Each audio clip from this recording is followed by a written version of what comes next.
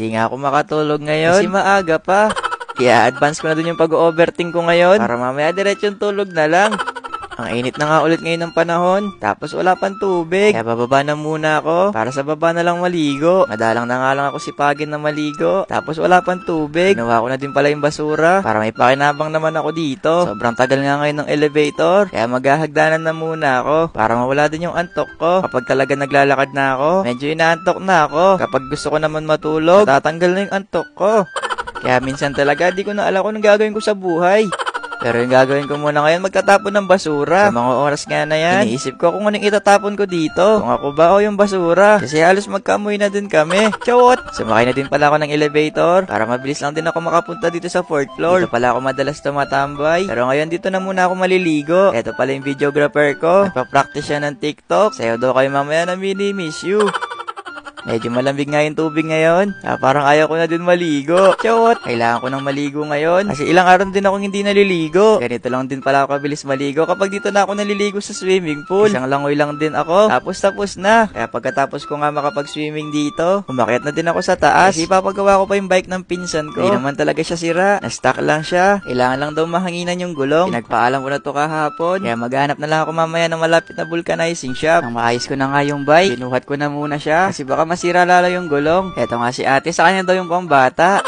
Marami rin pala nagbabike dito. Mababata hanggang matanda. Tinawag ko na nga dyan si ate. Kasi malapit na magbukas yung elevator. Medyo puno nga kami ngayon sa loob ng elevator. Sana nga lang talaga nakakahinga pa tong dala ko bisikleta. Chawot! Lumabas na din pala ako para mapahanginan ko na yung mga gulong. Pero bago ako pumunta sa vulcanizing shop, dito ko na muna siya pinahanginan. Medyo mahangin din kasi dito. At ang presko pa ng hangin. Kaya chinek ko na yung mga gulong. Pwede na siya gamitin. Kaso ilang minuto na ako dito. Di pa rin lumulobo yung mga gulong.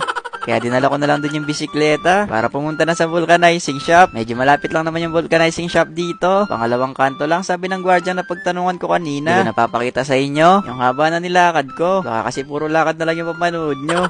Basta andito na ako sa vulcanizing shop. Pagdating ko nga, pinacheck ko kagad kay kuya. Akala nga niya nung una, may butas yung gulong. Sabi ko naman sa kanya na stock lang yung gulong kasi matagal lang hindi nagagamit. Bili pala to nung pinsan ko nung pandemic. Ito daw yung ginagamit niyang pang service papuntang trabaho. Kaya ngayong gabi na, ako na munang gagamit ng bisikleta. Tagal na din pala ako hindi nakakapag-bike. Dati rin kasi akong bike race. Kaso nga lang wala pa akong bike noon. Pero ngayon nakikihiram pa din. Sobrang baba nga ngayon ng inuupuan ko, kaya tinaas ko na muna yung upuan. Sabi ko nga niya sa videographer ko, sumakay na muna siya dito sa bike kasi medyo malayo pa yung lalakbayin namin. Wala nga siyang tiwala sa akin, baka daw mabangga kami. Sabi ko naman sa kanya, hawakan niya lang mabuti yung cellphone, baka makuha, wala na kaming ma-upload na vlog. Tinry ko nga dito sa drive-thru kung pwede ako makapag-order gamit lang yung bisikleta. Pwede naman daw. Kaya pagkatapos ko makapag-order, diretso na ako para makapagbayad na. In-order ko na din pala yung mga kasama ko. Baka sabihin, nagsosolo ako. Chawot! Pagkatapos ko nga makapagbayad, kinuha ko na din yung order ko para makauwi na. Habang naghihintay nga ako, kumain na ako ng french fries. Binibigyan ko nga si ate, kaso ayaw daw niya. Kaya pagtapos ko nga makuha yung order ko, diretso na sana ako kaso may tumawag sa akin. Akala ko may violation ako nagawa. Chawot! Pagkatapos nga makapagpa-picture, alis na din sana ako. Kaso tinawag ako dito sa simbahan. Inaaya nga nila ako magsimba kasi halos papasok pa lang daw sila ng simbahan. Sabi ko naman, inutusan lang ako. Baka late na naman kasi ako makauwi. Chawot! Di ko naman talaga sinabi sa kanila yon. Dito ko lang sa vlog sinabi. Pero sabi ko naman sa kanila, kapag nagkaroon ako ng time, dadalaw ako sa kapilya para ma-experience ko din sa loob. Pagkatapos nga makipagkwentuhan, nagpaalam na din ako sa kanila kasi lumalamig na tong binili ko. Yung hot coffee na in-order ko, ayun, iced coffee na, sa tagal ko umuwi. Chawot! Tinabi ko na nga muna yung bike para ibigay muna kay mami yung mga binili ko para sa kanila. Hinati ko na din yung para sa amin ni ate. Kumuha pala ako ng mat sa loob kasi balak namin tumambay ni ate sa rooftop. Pagdating nga namin sa taas ni ate, meron pang mga tao. Kapag ganitong oras din kasi, yung mga nakatira dito, halos tumatambay din sa taas. Kaya doon na lang kami sa kabila tumambay ni ate. Ang sarap tumambay dito, lalo na sobrang presko ng hangin. Yun nga lang, minsan sa sobrang presko ng hangin, para ka na rin may kasamang multo.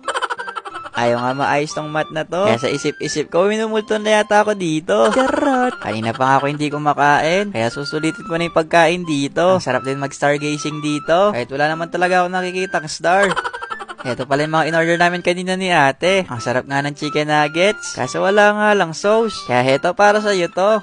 Habang kumakain nga ako dito, yung ate ko siya naman nag-e-enjoy sa pagbabike. Sabi ko nga sa kanya dyan, tigilan niya muna yung pagbabike at kumain na muna dito. Kasi mabilis lang din ako kumain. Baka pagtapos nga niya ng pagbabike, naubos ko na lahat to.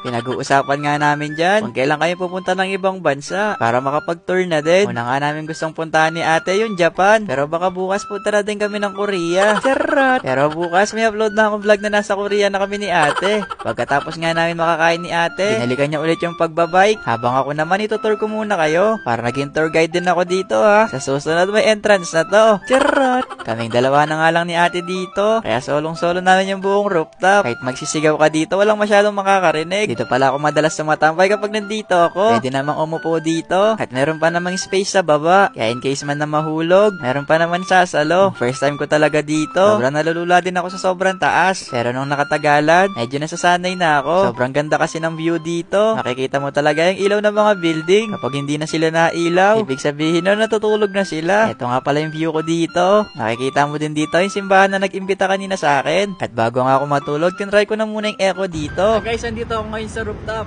Tingnan natin kung malakas yung echo. Mahal pa rin kita!